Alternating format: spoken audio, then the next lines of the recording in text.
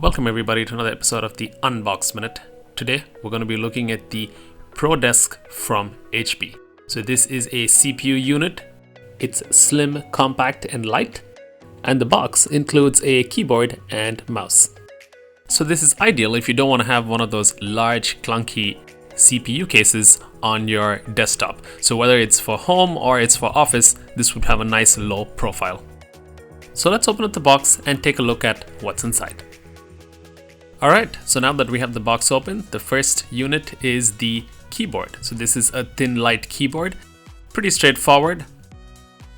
Next up is the mouse, also pretty straightforward, a wired 3-button mouse with scroll wheel.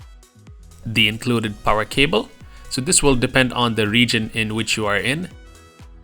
In terms of documentation, there is a quick setup guide. Okay, so it's time to take the main CPU unit out.